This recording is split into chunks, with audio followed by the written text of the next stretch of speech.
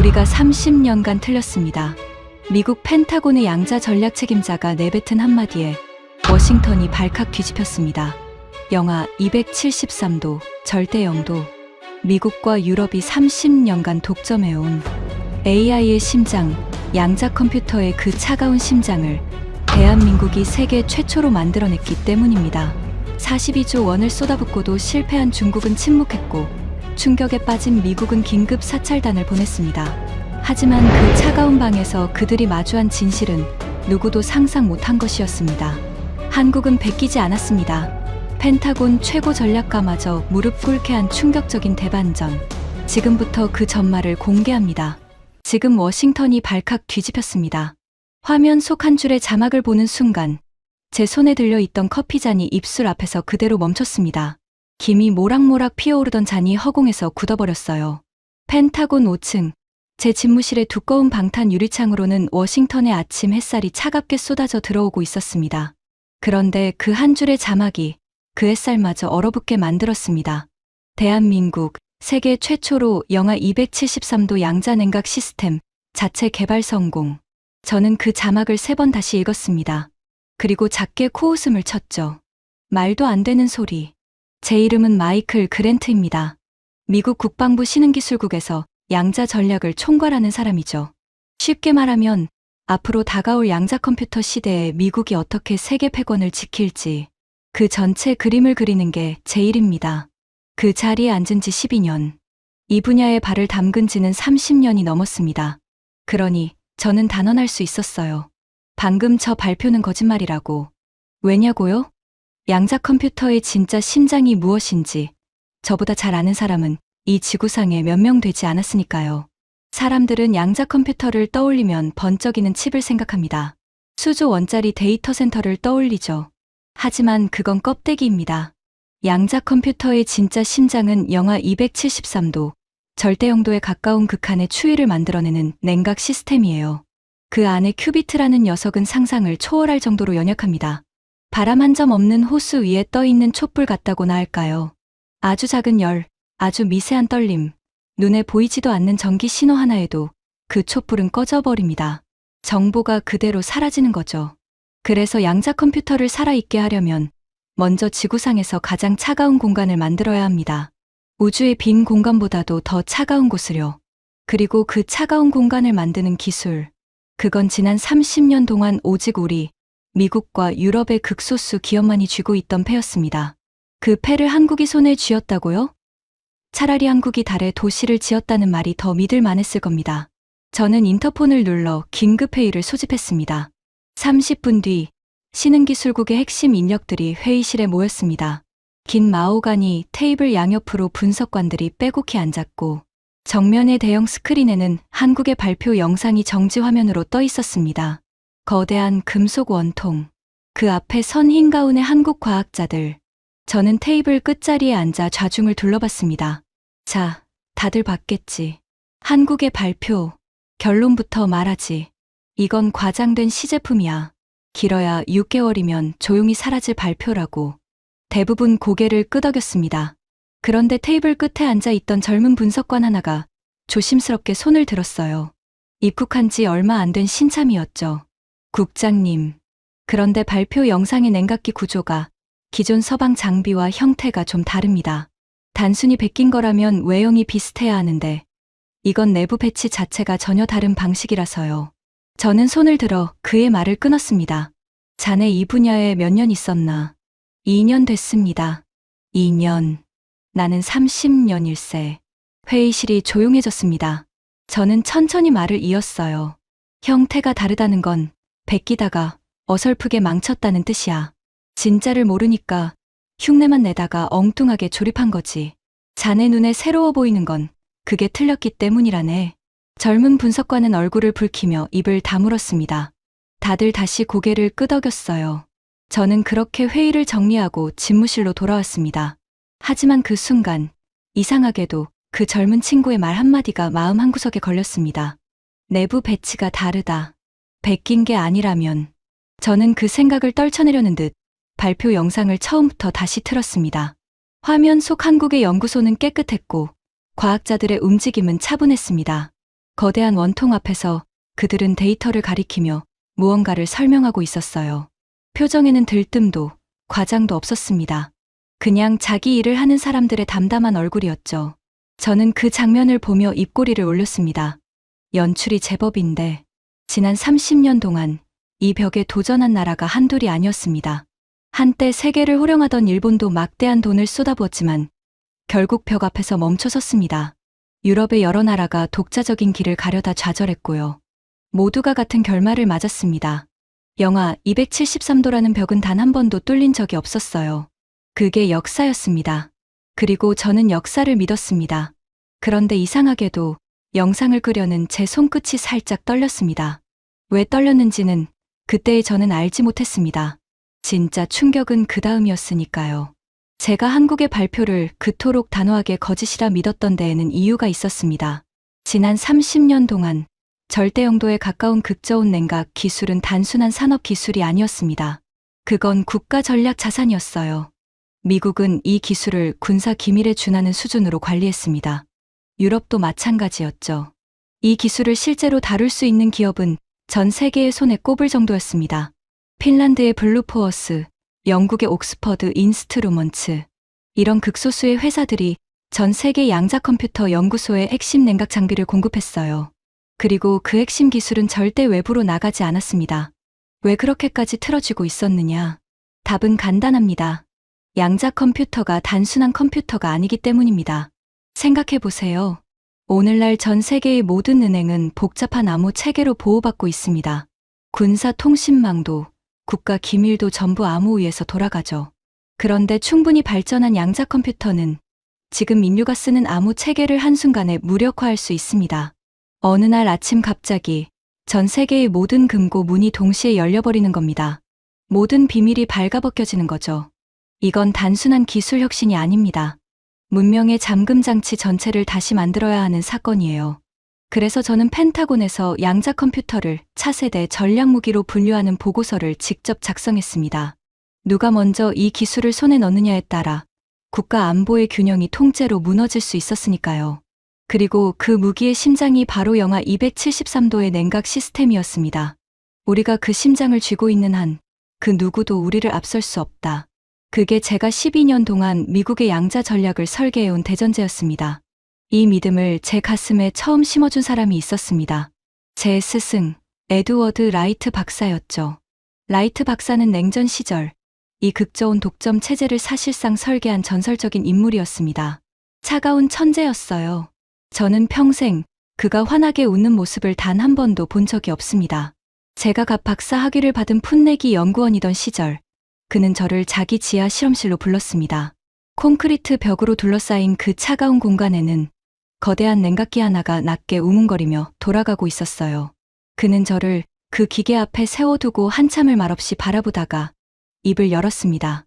마이클, 이 추위가 보이나? 저는 영문을 몰라 고개를 저었습니다. 추위가 어떻게 보입니까? 그는 천천히 기계의 차가운 금속 표면에 손을 얹었습니다. 이건 그냥 차가운 게 아니야.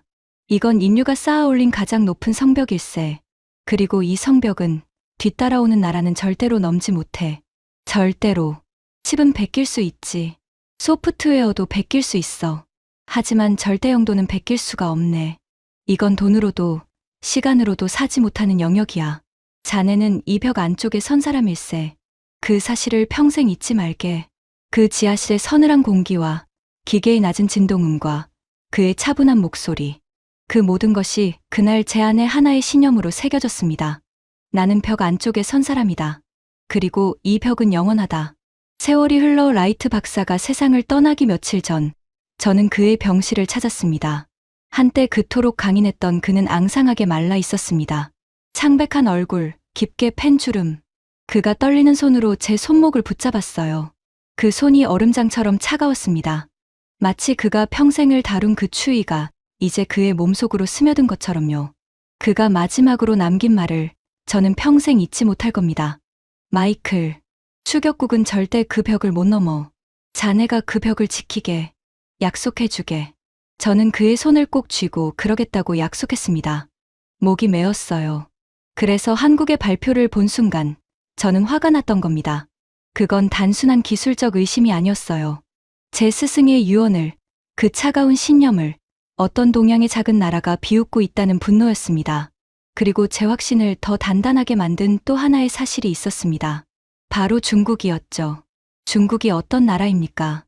지난 몇 년간 양자 컴퓨터에 무려 42조 원을 쏟아부은 나라입니다. 국가의 모든 역량을 끌어모아 세계의 인재를 빨아들이고 축구장 수십 개 크기의 거대한 연구단지를 지었어요. 위성 사진으로만 봐도 입이 떡 벌어지는 규모였습니다.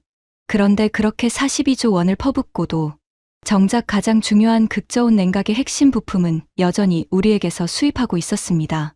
우리가 수출을 한번 막으면 그 거대한 연구단지 전체가 멈춰서는 구조였죠. 42조 원으로도 못 넘은 벽이었습니다. 세계 2위의 경제 대국이 국가의 명운을 걸고도 못 넘은 벽. 그런데 그걸 한국이 넘었다고요? 저는 헛웃음이 나왔습니다.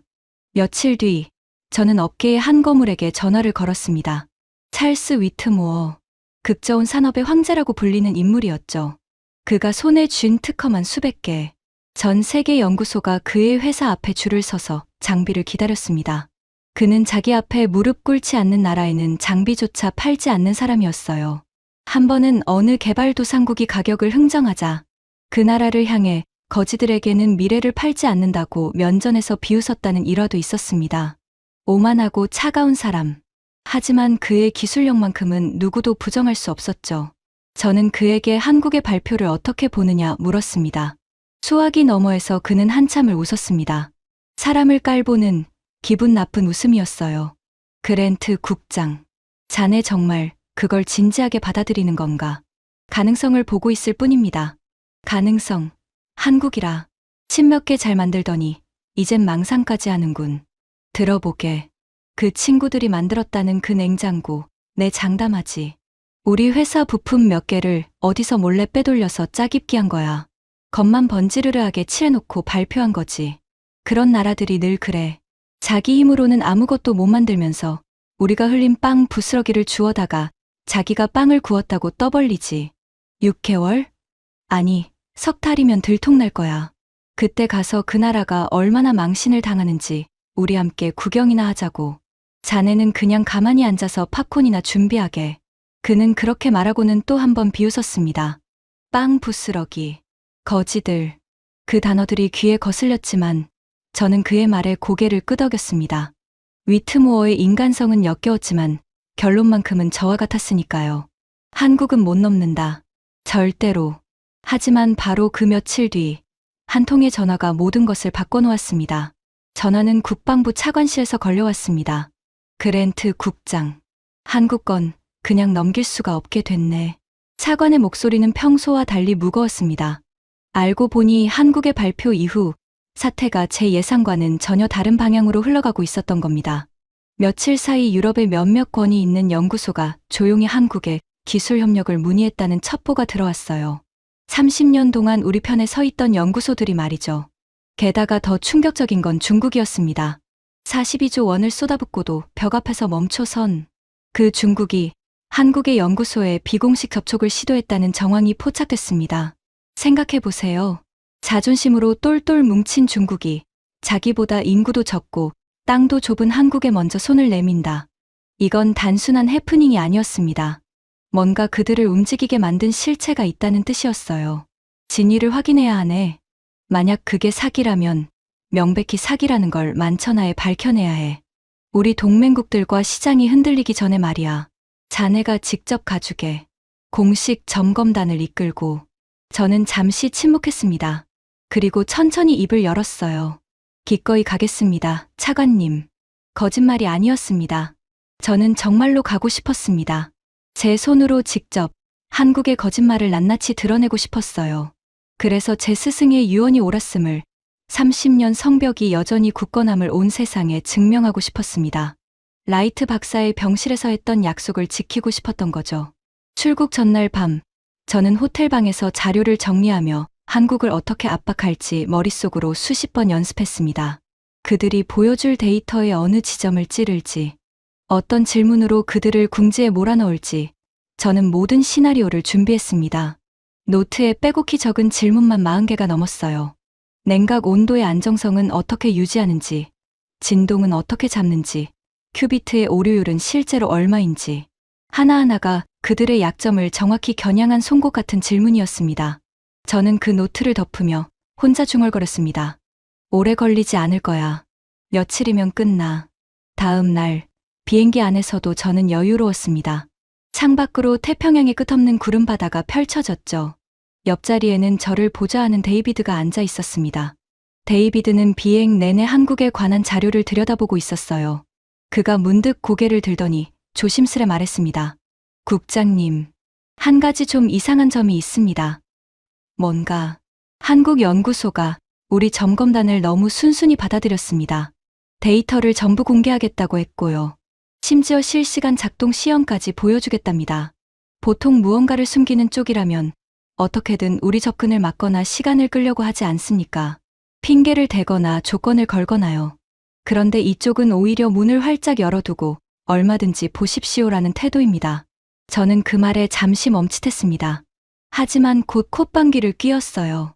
허세야, 데이비드. 막판까지 당당한 척하다가 결국 우리 전문가들 앞에서 무너지는 거지. 그게 더 극적이지 않나. 가서 보면 알아. 자신감과 실력은 다른 거니까. 그렇게 말은 했지만 데이비드의 그 한마디가 비행 내내 제 머릿속을 떠나지 않았습니다. 무언가를 숨기는 자는 문을 닫는다. 그런데 한국은 문을 열었다. 그 작은 모순이 마음 한구석을 자꾸만 긁어댔어요. 거기에 회의실의 젊은 분석관이 했던 말까지 겹쳐졌습니다. 내부 배치가 다르다. 베낀 게 아니라면. 긴 비행 끝에 비행기는 마침내 인천공항에 내려앉았습니다. 게이트를 빠져나오자 한국의 공기가 훅 밀려왔습니다. 늦가을에 서늘하면서도 묘하게 깨끗한 공기였어요. 어딘가 차분하게 가라앉은 냄새였습니다. 공항은 상상했던 것보다 훨씬 거대했고 천장은 까마득히 높았으며 수많은 사람들의 움직임은 빨랐지만 어딘가 질서정연했습니다. 바닥은 거울처럼 반짝였고 안내 전광판은 빈틈없이 돌아갔어요. 저는 그 풍경을 무심히 지나치며 마중 나온 연구소 측 사람을 찾았습니다. 머리가 희끗희끗한 노학자를 상상했죠. 이 분야의 책임자라면 당연히 그래야 하니까요. 그때 한 젊은 남자가 다가왔습니다. 말끔한 셔츠 차림에 나이는 30 남짓 되어 보였습니다. 다부진 체격에 눈빛이 맑았어요. 그는 정중하게 손을 내밀며 또박또박한 영어로 인사했습니다. 저는 무심코 그 손을 잡으며 물었어요. 연구소 안내를 맡으신 분인가요? 책임자분은 따로 계십니까? 냉각 시스템을 설계한 분을 만나야 하는데요. 그 젊은 남자는 잠깐 미소를 지었습니다. 그리고 이렇게 대답했어요. 제가 그 사람입니다. 이 시스템의 냉각 설계를 처음부터 맡았습니다. 강현우라고 합니다. 저는 순간 그를 다시 쳐다봤습니다. 잘못 들었나 싶었어요. 이 젊은 친구가 영하 273도 시스템의 냉각 설계를 맡았다고? 제 머릿속에 그려져 있던 그림과는 너무도 달랐습니다. 저는 평생 이 분야의 천재들을 봐왔지만 그들은 하나같이 머리가 새고 등이 굽은 노학자들이었어요. 수십 년의 세월이 빚어낸 사람들이었죠. 이렇게 젊은 사람이 핵심을 맡았다는 건 제 상식으로는 오히려 이 프로젝트가 얼마나 허술한지를 보여주는 증거처럼 느껴졌습니다. 저는 속으로 코웃음을 치며 겉으로는 미소를 지었습니다. 이거 놀랍군요, 미스터 강. 아주 젊으신데 기대가 큽니다. 실례지만 미스터 강, 이 분야에서 일하신 지는 얼마나 되셨습니까? 보통 이런 시스템은 머리 희끗한 노학자들이 평생을 바쳐 다루는 영역이라서요. 저는 일부러 그렇게 물었습니다. 그를 시험해보고 싶었거든요. 경력이 짧다는 걸 스스로 인정하게 만들어 이 프로젝트의 신뢰도를 슬쩍 깎아내릴 셈이었죠. 강현우는 잠시 저를 바라봤습니다. 그리고 담담하게 대답했어요. 길지 않습니다. 그리고 솔직히 말씀드리면 한때는 저도 이 일을 그만둘 뻔했습니다. 제가 가려던 길이 틀렸다는 말을 수도 없이 들었거든요. 해외에서도 국내에서도요. 다들 그러더군요. 그건 불가능하다. 괜한 고생하지 말고 그냥 사서 쓰면 된다고요. 그 말에는 묘한 무게가 실려 있었습니다. 저는 그 무게가 무엇인지 그때는 알지 못했어요. 다만 불가능하다는 말을 수도 없이 들었다는 그 한마디가 이상하게 제 마음에 박혔습니다. 저 역시 평생 그 단어를 무기처럼 휘두르며 살아온 사람이었으니까요. 불가능하다. 추격국은 못 넘는다. 그게 제 30년의 신념이었습니다. 그런데 바로 그 단어 앞에서 무너지지 않고 끝까지 버텼다는 이 젊은 친구는 대체 무엇을 본 걸까요? 제 목소리에 묻어난 비웃음을 강현우는 분명히 읽었을 겁니다. 하지만 그는 전혀 동요하지 않았어요. 오히려 차분한 눈빛으로 저를 똑바로 바라보며 말했습니다. 먼 길 오셨습니다. 그동안 궁금하셨던 게 많으실 텐데 내일 전부 직접 보여드리겠습니다. 데이터든 작동이든 무엇이든 물어보셔도 됩니다. 숨길 게 하나도 없으니까요. 그 목소리에는 떨림이 없었습니다. 거짓말을 하는 사람의 목소리가 아니었어요. 저는 수십 년간 청문회에서 거짓말하는 사람들의 목소리를 수도 없이 들어왔습니다. 흔들리는 눈동자, 미세하게 갈라지는 음성, 묻지도 않은 변명. 그런데 이 젊은 친구에게서는 그 어떤 징후도 보이지 않았습니다. 오히려 그 담담함이 이상하게 저를 더 불안하게 만들었어요. 저는 차에 올라타며 창밖으로 멀어지는 공항을 바라봤습니다. 그리고 스스로에게 되뇌었어요. 괜찮아. 그저 자신감 넘치는 사기꾼일 뿐이야. 내일이면 다 끝나. 그 거대한 금속 원통의 허점을 내 두 눈으로 찾아내면 그만이야.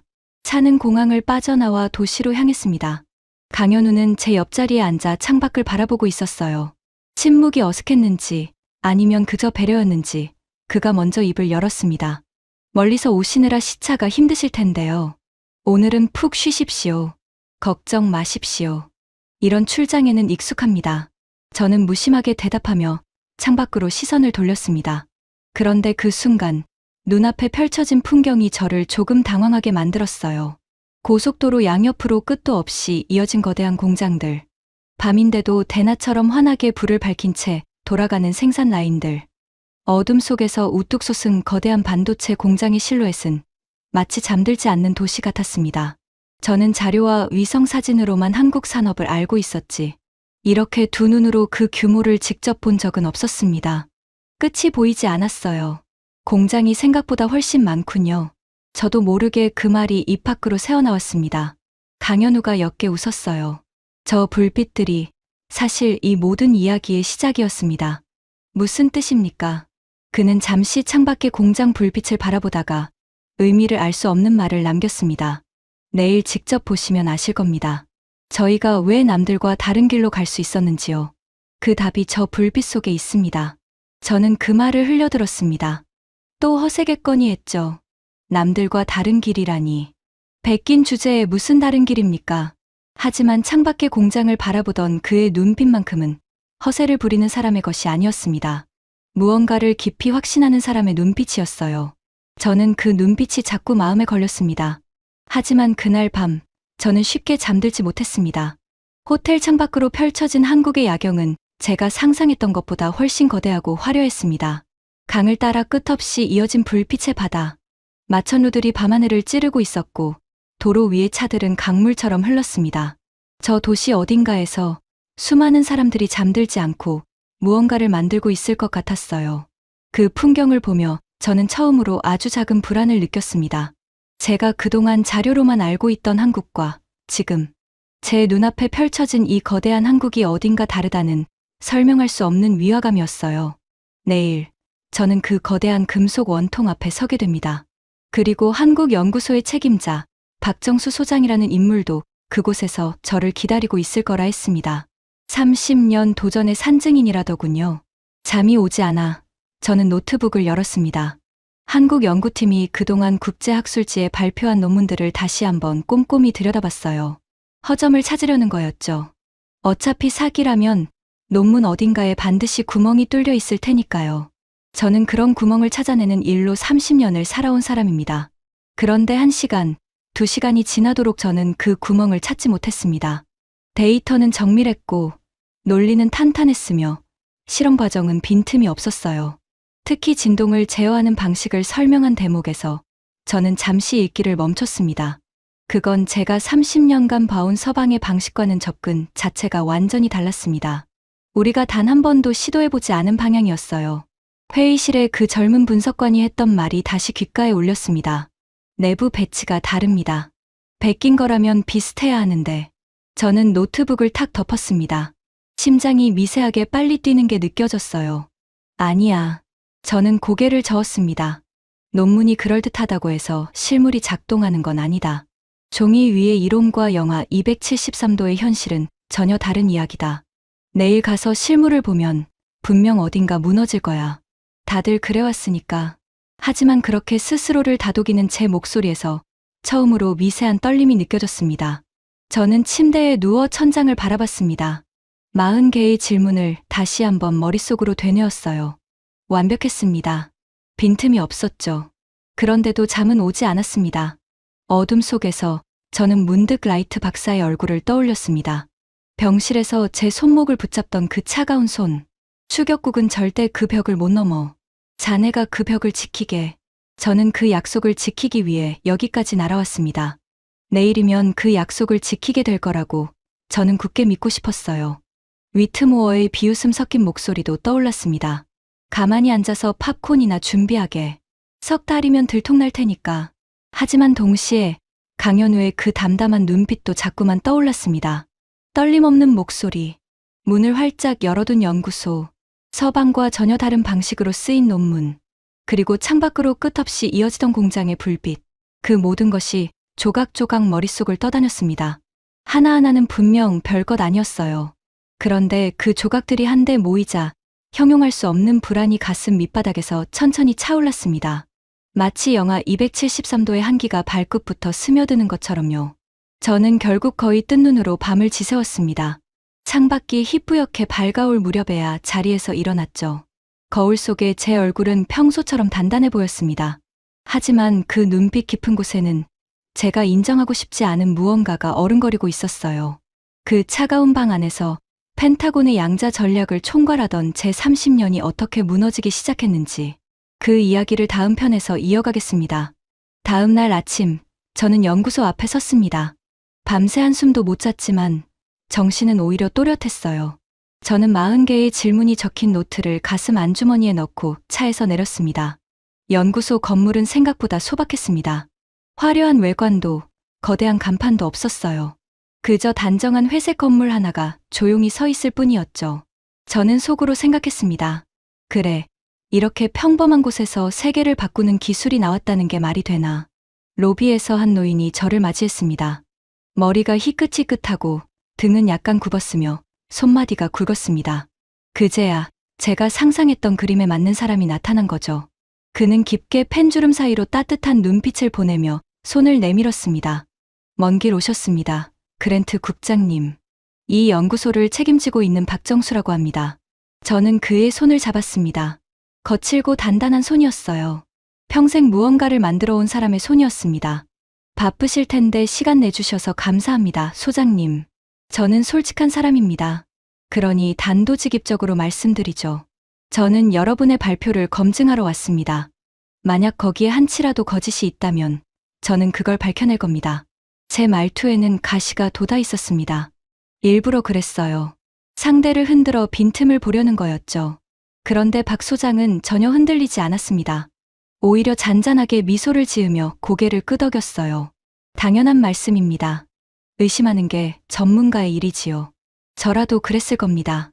그러니 마음껏 의심하십시오. 그리고 두 눈으로 직접 확인하십시오. 저희가 준비한 건 거짓이 아니라 진실이니까요. 자, 가시죠. 그 방으로 안내해 드리겠습니다. 저는 그를 따라 긴 복도를 걸었습니다. 복도 끝에는 두꺼운 이중차 폐문이 있었어요. 박 소장이 손바닥을 인식기에 대자 묵직한 소리와 함께 문이 천천히 열렸습니다. 그 순간 서늘한 공기가 훅 밀려나왔습니다. 그리고 저는 그것을 보았습니다. 방 한가운데 거대한 금속 원통이 서 있었습니다. 천장에 닿을 듯 높았고 수십 개의 냉각층이 계단처럼 층층이 쌓여 있었어요. 위에서부터 아래로 내려갈수록 온도가 단계적으로 떨어지는 구조였죠. 그 표면에는 하얀 성에가 얇게 끼어 있었고 차가운 수증기가 바닥을 따라 안개처럼 흘렀습니다. 영상 속에서 봤던 그 원통이 지금 제 눈앞에서 낮게 우문거리며 살아 숨 쉬고 있었습니다. 저는 한동안 말을 잃었습니다. 사진과 실물은 전혀 달랐어요. 그 압도적인 존재감 앞에서 저는 잠시 제가 왜 여기에 왔는지조차 잊을 뻔했습니다. 하지만 곧 정신을 차렸습니다. 그래, 겉모습이야 그럴듯하게 만들 수 있지. 중요한 건 저 안의 온도가 진짜냐는 거다. 강현우가 다가왔습니다. 어제와 같은 차분한 얼굴이었어요. 바로 시연을 보시겠습니까? 아니면 먼저 데이터부터 보시겠습니까? 시연부터 봅시다. 백문이 불여일견이니까. 저는 일부러 그렇게 말했습니다. 데이터는 조작할 수 있지만 실시간 작동은 속이기 어렵다고 생각했거든요. 저는 그 원통에 연결된 거대한 모니터 앞에 바짝 다가섰습니다. 그리고 두 눈을 부릅떴어요. 만약 저 화면의 숫자가 가짜라면 제가 반드시 잡아내겠다는 각오였습니다. 강현우가 옆에 연구원에게 짧게 신호를 보냈습니다. 그러자 모니터의 온도, 그래프가 떠오르기 시작했어요. 지금부터 냉각을 시작합니다. 영하 273도, 절대 영도에 가장 가까운 지점까지 내려갈 겁니다. 한 단계씩 천천히 보십시오. 숫자가 움직이기 시작했습니다. 영하 50도, 영하 100도. 저는 화면을 노려봤습니다. 영하 150도, 영하 200도. 여기까지는 누구나 만들 수 있는 영역입니다. 진짜 벽은 그 다음부터죠. 영하 250도, 영하 260도. 저는 침을 꿀꺽 삼켰습니다. 영하 270도, 영하 272도. 그리고 마침내 화면의 숫자가 영하 273도를 넘어서기 시작했습니다. 영하 273.1영도, 영하 273.12도, 영하 273.13도. 저는 그 자리에 얼어붙었습니다. 절대 영도가 영하 273.15도입니다. 그러니까 지금 저 시스템은 절대 영도에서 불과 0.02도 차이까지 도달한 겁니다. 이론적으로 도달할 수 있는 가장 차가운 지점, 그 코앞까지 내려간 거예요. 그리고 더 충격적인 건 그 숫자가 흔들리지 않았다는 겁니다. 단 한 번도 영하 273.13도에서 그 숫자는 마치 바위처럼 단단하게 멈춰 있었습니다. 이게 어떻게 가능하지? 저도 모르게 그 말이 입 밖으로 새어나왔습니다. 등줄기를 타고 서늘한 것이 흘러내렸어요. 저는 황급히 정신을 추슬렀습니다. 그리고 따지듯 물었습니다. 디스플레이를 조작한 거 아닙니까? 화면의 숫자야 얼마든지 띄울 수 있으니까요. 강현우는 기다렸다는 듯 고개를 끄덕였습니다. 좋은 지적이십니다. 그러실 줄 알고 국장님이 직접 가져오신 측정 장비를 연결하실 수 있게 준비해뒀습니다. 저희 화면을 믿지 마시고 국장님의 장비로 직접 재보십시오. 저는 순간 말문이 막혔습니다. 사기꾼은 절대 이렇게 말하지 않습니다. 자기 화면을 믿지 말고 내 장비로 재보라니. 이건 진실을 가진 자만이 할 수 있는 말이었어요. 저는 데이비드를 시켜 우리가 가져온 독립 측정 장비를 연결했습니다. 그리고 결과를 확인한 순간 저는 숨이 멎는 줄 알았습니다. 우리 장비에 찍힌 숫자도 똑같았습니다. 영하 273.13도. 그것도 미동조차 없이. 이건 진짜였습니다. 저는 잠시 호흡을 가다듬어야 했습니다. 온도가 진짜라는 건 확인했습니다. 하지만 저는 아직 포기하지 않았어요. 절대 영도에 가깝게 만드는 것과 그 상태를 안정적으로 오래 유지하는 것은 또 다른 문제니까요. 잠깐 운 좋게 도달했다가 금세 흐트러진다면 그건 실용적인 기술이 아닙니다. 저는 그 약점을 파고들기로 했습니다. 좋습니다. 온도는 인정하죠. 그런데 이게 얼마나 오래 유지됩니까? 큐비트의 안정성, 그러니까 코이어런스 시간이 얼마나 되는지 데이터를 보여주십시오. 그게 진짜 실력이니까요. 박 소장이 강현우에게 눈짓을 했습니다. 강현우는 모니터에 또 다른 화면을 띄웠어요. 장기 안정성 데이터였습니다. 저는 화면에 바짝 붙어 그 숫자들을 읽어 내려갔습니다. 그리고 제 눈을 의심했습니다. 코이어런스 안정성이 서방 최고 시스템의 무려 3.2배였습니다. 그러니까 미국과 유럽이 30년 동안 갈고 닦은 최고의 시스템보다 3배 이상 안정적이었어요. 게다가 큐비트의 오류율은 기존 대비 67%나 낮았습니다. 이건 그냥 따라잡은 수준이 아니었습니다. 압도적으로 앞선 거였어요. 이 데이터, 조작 아닙니까? 저는 거의 반사적으로 그렇게 내뱉었습니다. 인정하고 싶지 않았거든요. 박 소장은 화내지 않았습니다. 그저 조용히 말했어요. 국장님, 원본 로그를 통째로 드리겠습니다. 지난 수개월간의 모든 실험 기록입니다. 가공되지 않은 날 것 그대로요. 국장님 팀이 직접 분석하십시오. 저희는 옆에서 손도 대지 않겠습니다. 저는 그 제안을 받아들였습니다.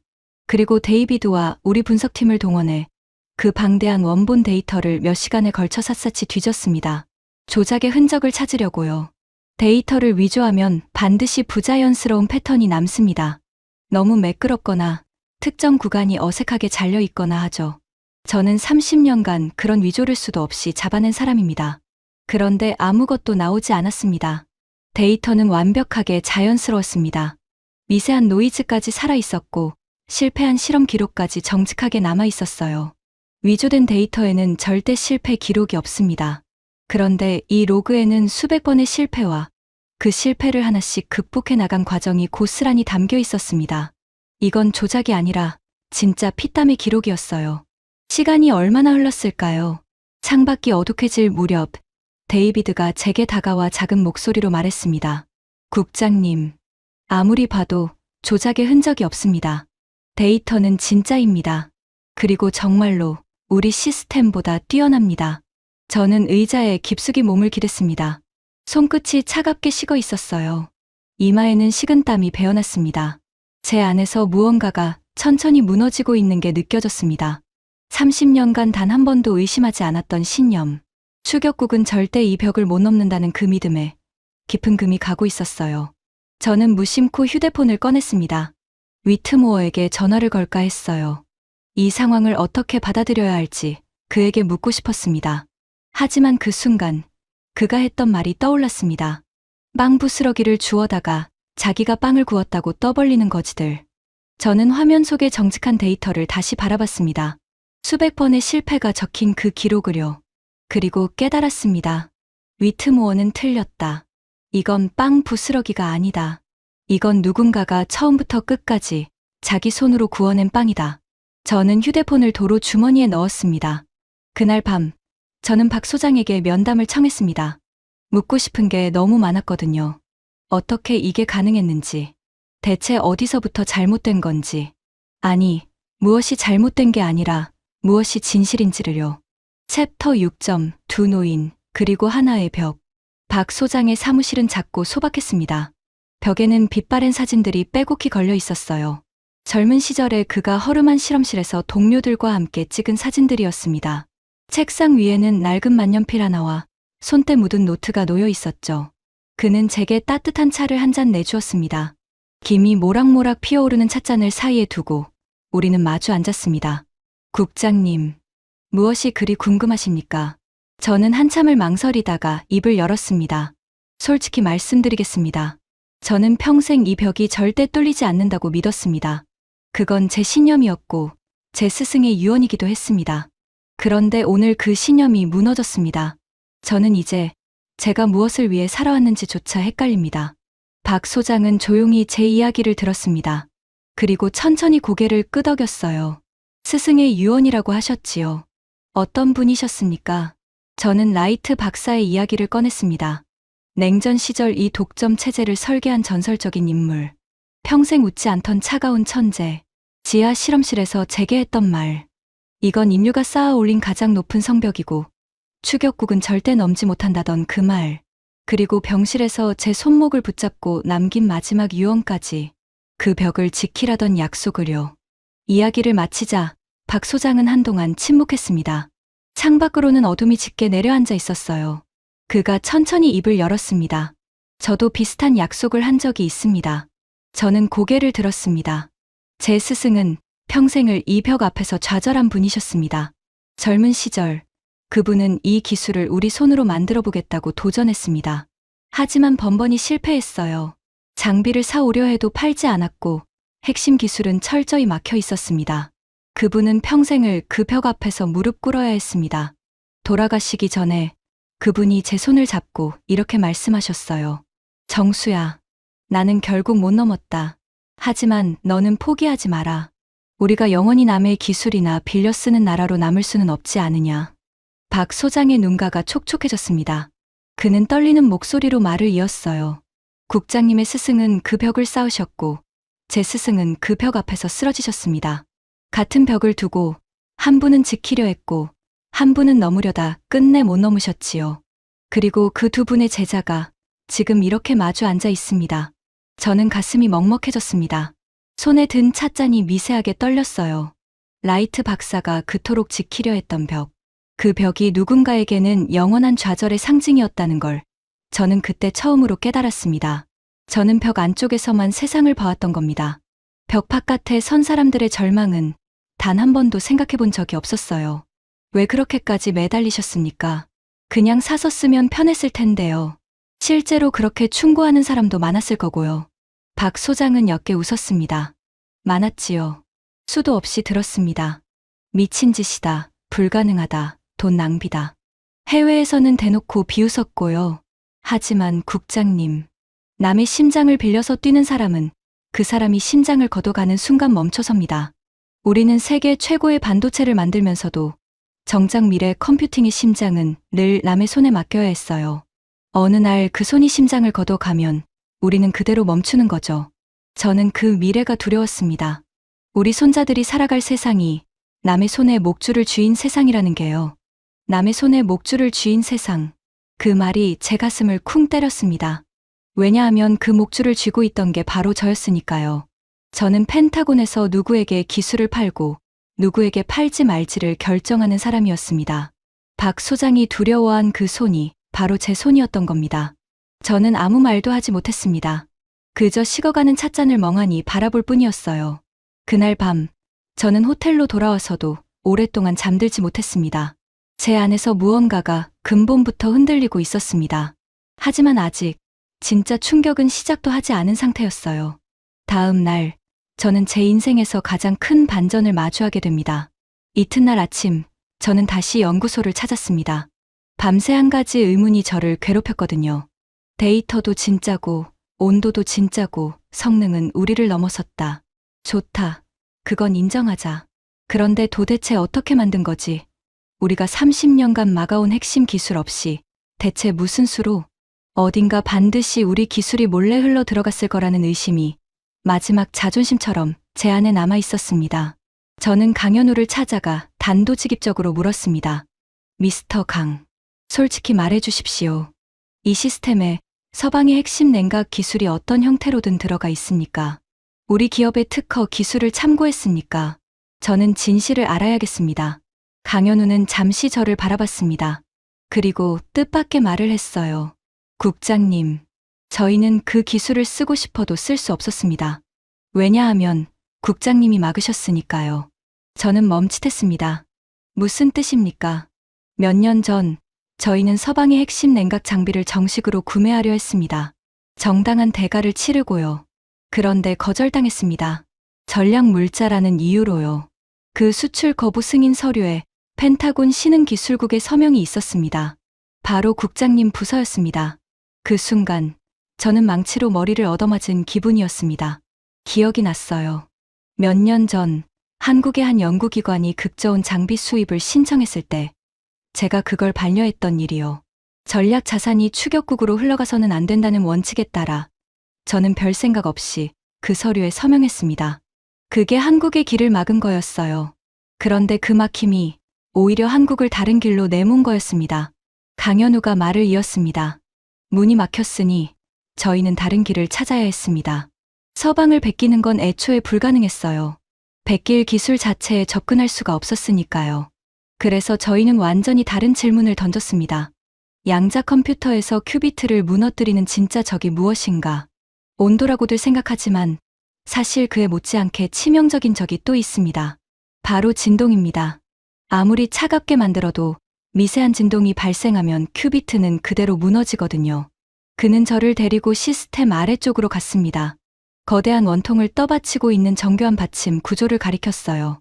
서방은 온도를 낮추는데 모든 걸 집중했습니다. 진동 문제는 부차적으로 다뤘죠. 하지만 저희는 반대로 갔습니다. 진동을 잡는 데서 출발한 거예요. 그리고 마침 저희에게는 세계 그 누구도 따라올 수 없는 진동 제어 기술이 이미 있었습니다. 그게 대체 어디서 나온 겁니까? 강현우가 창밖을 가리켰습니다. 멀리 어제 제가 봤던 그 거대한 반도체 공장들의 실루엣이 보였습니다. 반도체입니다. 국장님, 반도체 칩을 만들 때는 머리카락 굵기의 수만 분의 1 단위로 회로를 새깁니다. 그 미세한 작업을 하려면 아주 작은 진동도 허용되지 않습니다. 삼성과 SK 하이닉스가 수십 년간 반도체를 만들면서 저희는 세계 최고의 진동 억제 기술을 쌓아왔습니다. 0.2나노미터. 원자 몇 개 크기의 떨림까지 잡아내는 기술이죠. 저희는 그 반도체의 진동 제어 기술을 양자 냉각 시스템에 그대로 옮겨왔습니다. 저는 그 자리에 멍하니 서 있었습니다. 어제 강현우가 했던 말이 떠올랐어요. 저 불빛 속에 답이 있습니다. 정말이었습니다. 답은 저 공장 불빛 속에 있었던 거예요. 한국은 서방을 베낀 게 아니었습니다. 자기들이 세계에서 가장 잘하는 것, 즉 반도체에서 쌓은 진동 제어 기술을 가져다가 완전히 새로운 길을 뚫은 거였습니다. 우리가 단 한 번도 가보지 못한 길을요. 그리고 그 순간 저는 등골이 오싹해지는 깨달음에 도달했습니다. 이건 단순히 우리를 따라잡은 게 아니다. 어쩌면 우리보다 더 나은 길일지도 모른다. 진동이라는 근본 문제를 처음부터 해결하고 출발했으니까요. 저는 강현우를 바라봤습니다. 어제 그가 했던 말이 다시 떠올랐어요. 그건 불가능하다. 그냥 사서 쓰면 된다는 말을 수없이 들었다던 그 말. 이제야 그 무게가 이해됐습니다. 미스터 강. 어제 그만둘 뻔했다고 하셨죠. 무슨 일이 있었던 겁니까? 강현우는 잠시 먼 곳을 바라봤습니다. 해외에서 공부하던 시절, 저는 이 진동 기반 접근법을 처음 떠올렸습니다. 그래서 그곳 교수에게 제안했죠. 하지만 비웃음만 돌아왔습니다. 동양에서 온 학생이 무슨 양자 냉각의 판도를 바꾸겠냐는 거였어요. 제 아이디어는 발표 자리에서 공개적으로 조롱당했습니다. 그때 저는 모든 걸 포기하고 싶었습니다. 하지만 한국으로 돌아왔을 때 박 소장님이 제 이야기를 끝까지 들어주셨어요. 그리고 이렇게 말씀하셨습니다. 남들이 비웃는 길이라면 어쩌면 아무도 안 간 길이라는 뜻이다. 가보자. 저는 가슴이 뜨거워졌습니다. 동시에 부끄러웠어요. 그 비웃던 교수의 모습에 어제까지의 제 모습이 겹쳐 보였거든요. 저 역시 그를 비웃었으니까요. 젊다는 이유로, 동양에서 왔다는 이유로요. 저는 그제야 제가 완전히 틀렸다는 걸 인정할 수밖에 없었습니다. 챕터 8점, 황제의 민낯. 그날 오후 제 휴대폰이 울렸습니다. 화면에는 찰스 위트모어의 이름이 떠 있었습니다. 저는 잠시 망설이다 전화를 받았어요. 수화기 너머로 그의 목소리가 들려왔습니다. 평소처럼 거만했지만 어딘가 날이 서 있었어요. 그랜트 국장. 거기 상황은 어떤가? 슬슬 그 사기극의 미천이 드러났겠지. 저는 잠시 침묵했습니다. 그리고 솔직하게 말했어요. 위트모어.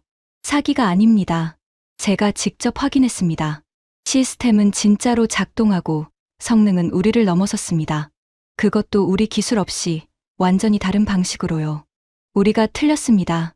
수화기 너머에서 잠시 침묵이 흘렀습니다. 그리고 다음 순간 위트모어의 목소리가 싸늘하게 바뀌었어요. 그랜트, 지금 자네 제정신인가? 자네가 무슨 말을 하는지 알기나 해? 만약 한국이 이 기술을 진짜로 가졌다면 우리가 30년간 쌓아온 모든 게 무너지는 거야. 내 회사, 내 특허, 우리의 시장 지배력, 전부 다. 그건 절대 일어나서는 안 되는 일이야. 하지만 사실인 걸 어떡합니까? 제가 두 눈으로 봤습니다. 사실이 뭐가 중요한가? 위트모어가 버럭 소리를 질렀습니다. 그 순간 저는 그의 진짜 얼굴을 보았습니다. 잘 듣게, 그랜트. 자네는 펜타곤으로 돌아가서 보고서를 쓰면 돼. 한국의 발표에는 검증되지 않은 부분이 많으며 독자 기술이라는 주장은 신뢰하기 어렵다고. 데이터의 신빙성에 의문이 있다고. 모호하게, 하지만 충분히 의심스럽겠어. 그러면 언론이 알아서 물어뜯을 거야. 동맹국들도 흔들리겠지. 한국이 아무리 진짜를 가졌어도 세상이 가짜라고 믿으면 그건 가짜가 되는 거야. 시장은 그렇게 움직이거든. 저는 손이 떨렸습니다. 분노 때문이었어요. 위트모어. 그건 거짓말입니다. 진실을 뒤집으라는 거잖습니까? 진실? 그가 비웃었습니다. 진실 같은 소리 하고 있군. 그랜트, 자네 순진한 거야? 멍청한 거야? 이 바닥에서 30년을 굴렀으면 알 때도 됐잖아. 중요한 건 누가 진실을 가졌느냐가 아니라 누가 그 진실을 통제하느냐야. 내가 자네를 그 자리까지 올려준 거 잊었나? 자네 경력, 자네 자리, 다 누구 덕인지 생각해보게. 한 번만 눈 감으면 돼. 보고서 한 장이면 끝나는 일이야. 그러면 자네는 영웅으로 남고 그 골치 아픈 한국 문제도 깨끗하게 정리되는 거지. 거절하면 글쎄, 자네 앞날이 어떻게 될지는 나도 장담 못하겠군. 그건 명백한 협박이었습니다. 제 경력을 무기로 진실을 묻으라는 거였어요. 저는 수화기를 든 채 한참을 서 있었습니다. 창밖으로는 그 거대한 반도체 공장들이 어제와 같은 불빛으로 빛나고 있었습니다. 박 소장의 굵은 손마디가 떠올랐어요. 강현우의 떨림 없는 눈빛도요. 수백 번의 실패가 적힌 그 정직한 데이터도요. 그리고 라이트 박사의 얼굴이 떠올랐습니다. 제 스승은 분명 차가운 사람이었습니다. 하지만 그분이 평생 지킨 건 적어도 진실이었어요. 그분은 단 한 번도 거짓 데이터를 쓰거나 없는 결과를 지어낸 적이 없었습니다. 라이트 박사가 지키라던 벽은 거짓으로 쌓는 벽이 아니었습니다. 그런데 지금 위트모어는 거짓으로 그 벽을 떠받치라고 하고 있었어요. 저는 깊게 숨을 들이쉬었습니다. 그리고 천천히 입을 열었어요. 위트모어, 생각할 시간을 좀 주십시오. 좋아. 사흘 주지. 현명하게 판단하게, 그랜트. 자네 인생이 걸린 일이니까. 전화가 끊겼습니다. 저는 휴대폰을 손에 쥔 채 창가에 한참을 서 있었습니다. 제 앞에는 두 갈래의 길이 놓여 있었습니다. 하나는 진실을 묻고 제 경력과 안위를 지키는 길. 위트모어의 편에 서서 30년간 쌓아온 서방의 성벽을 거짓으로라도 떠받치는 길이었습니다. 다른 하나는 진실을 말하고 모든 것을 잃을 각오를 하는 길. 펜타곤의 양자 전략 총괄이 적국도 아닌 동맹국의 기술이 우리를 앞섰다고 인정하는, 어쩌면 제 경력을 끝장낼지도 모르는 길이었어요. 저는 눈을 감았습니다. 제 30년이, 제 스승의 유언이, 박 소장의 눈물이, 강현우의 조롱당했던 아이디어가, 그 모든 것이 머릿속에서 소용돌이쳤습니다. 사흘. 저에게는 사흘이 주어졌습니다. 그리고 그 사흘이 끝나는 날, 저는 제 인생에서 가장 중요한 선택을 하게 됩니다. 그 선택이 무엇이었는지, 그리고 그 선택이 어떤 결말로 이어졌는지. 마지막 이야기를 다음 편에서 이어가겠습니다. 위트모어가 준 사흘이 흐르는 동안 저는 거의 잠을 이루지 못했습니다. 호텔 방에 틀어박혀 저는 두 갈래의 길을 수도 없이 저울질했습니다. 한쪽에는 제 30년이 있었습니다. 펜타곤의 자리, 안정된 노후, 위트모어가 약속한 안전한 미래. 그것을 지키려면 저는 보고서 한 장만 모호하게 쓰면 됐습니다. 한국의 기술은 검증이 불충분하다, 신뢰하기 어렵다. 그 한 문장이면 세상은 흔들릴 거고 저는 영웅으로 남을 수 있었어요. 다른 한쪽에는 진실이 있었습니다. 영하 273.13도에서 미동도 없이 멈춰있던 그 숫자. 수백 번의 실패가 정직하게 적힌 데이터. 박 소장의 젖은 눈과 강현우의 떨림 없는 목소리. 그리고 그 낡은 노트의 마지막 한 줄. 이 문은 분명히 열린다. 다음 사람이 열 것이다. 사흘째 되던 밤, 저는 창가에 서서 한국의 야경을 바라봤습니다. 강을 따라 끝없이 이어진 불빛, 잠들지 않는 도시. 그 풍경을 보며 저는 문득 제 스승 라이트 박사를 떠올렸습니다. 그분은 분명 차가운 사람이었습니다. 평생 웃지 않았고 추격국은 절대 못 넘는다고 단언했죠. 하지만 그분이 평생 단 한 번도 하지 않은 일이 하나 있었습니다. 거짓 데이터를 쓰는 일, 없는 결과를 지어내는 일. 그분은 차가웠지만 정직했습니다. 그분이 제게 지키라던 벽은 거짓으로 쌓는 벽이 아니었어요. 그 순간 제 마음속에 안개가 걷혔습니다. 위트모어는 제게 진실을 묻으라고 했습니다. 그건 라이트 박사가 평생 지킨 단 하나의 원칙을 그분의 이름으로 배신하는 일이었어요. 제가 만약 그 보고서를 쓴다면 저는 스승의 유언을 지키는 게 아니라 스승의 영혼을 짓밟는 거였습니다. 저는 책상에 앉아 노트북을 열었습니다. 그리고 밤새 보고서를 썼습니다. 단 한 글자의 거짓도 없이 제가 두 눈으로 본 진실 그대로를요. 며칠 뒤 저는 워싱턴으로 돌아갔습니다. 국방부의 대회의실. 긴 테이블에는 차관을 비롯한 고위 인사들이 빼곡히 앉아 있었습니다. 그리고 그 자리에는 찰스 위트모어도 와 있었어요. 그는 여유로운 표정으로 의자에 깊숙이 기대앉아 있었습니다. 제가 자기 뜻대로 보고서를 썼을 거라 확신하는 얼굴이었죠. 저와 눈이 마주치자 그는 입꼬리를 슬쩍 올리며 고개를 까딱했습니다. 잘했다는 신호였어요. 저는 그 눈빛을 외면하고 단상에 섰습니다. 그리고 천천히 입을 열었습니다. 보고 드립니다. 대한민국이 발표한 영하 273도 양자 냉각 시스템은 진짜입니다. 제가 직접 검증했습니다. 우리 측 독립 장비로 측정했고 원본 데이터를 우리 팀이 직접 분석했습니다. 결론부터 말씀드리겠습니다. 그 시스템의 성능은 우리 서방의 최고 시스템을 압도합니다. 코이어런스 안정성은 3.2배, 오류율은 67% 낮습니다. 회의실이 술렁였습니다. 위트모어의 얼굴에서 여유가 사라지기 시작했어요. 저는 멈추지 않았습니다. 더 중요한 건 방식입니다. 그들은 우리 기술을 베끼지 않았습니다. 베낄 수조차 없었습니다. 우리가 수출을 막았으니까요. 그래서 그들은 완전히 다른 길을 갔습니다. 반도체 산업에서 쌓은 세계 최고의 진동 제어 기술을 양자 냉각에 이식한 겁니다. 우리가 단 한 번도 시도하지 못한 길입니다. 그리고 그 길은 어쩌면 우리 길보다 더 우월합니다. 위트모어가 벌떡 일어났습니다. 얼굴이 시뻘겋게 달아올라 있었어요. 그랜트, 지금 무슨 헛소리를 하는 건가? 그건 검증되지 않은 자료야. 자네 보고서에는 분명히 의심스럽다고 적기로 했잖나. 제 보고서에는 진실만 적혀 있습니다. 위트모어 회장님. 저는 그의 말을 잘랐습니다. 그리고 좌중을 향해 또박또박 말했어요. 한 가지 더 보고 드릴 것이 있습니다. 제가 한국에 있는 동안 위트모어 회장은 제게 전화를 걸어 이 보고서를 거짓으로 작성하라고 요구했습니다. 진실을 알면서도 자신의 시장 지배력을 지키기 위해 데이터의 신빙성에 거짓 의문을 제기하라고요. 거절하면 제 경력을 끝내겠다고 협박했습니다. 국가안보보고서를 조작하라는 명백한 압력이었습니다. 회의실이 얼어붙었습니다. 모든 시선이 위트모어에게 쏠렸어요. 위트모어는 입을 뻐끔거렸지만 아무 말도 나오지 않았습니다. 평생 사람들을 깔보며 군림하던 극저온 산업의 황제가 처음으로 모두의 앞에서 발가벗겨진 순간이었습니다. 저는 그를 똑바로 바라봤습니다. 그리고 조용히 말했어요. 회장님은 진실이 뭐가 중요하냐고 하셨죠. 누가 통제하느냐가 중요하다고요. 그런데 회장님, 진실은 누구도 영원히 통제하지 못합니다. 영하 273도의 그 차가운 방이 지금 그걸 증명하고 있습니다. 그날의 회의는 모든 것을 바꿔놓았습니다.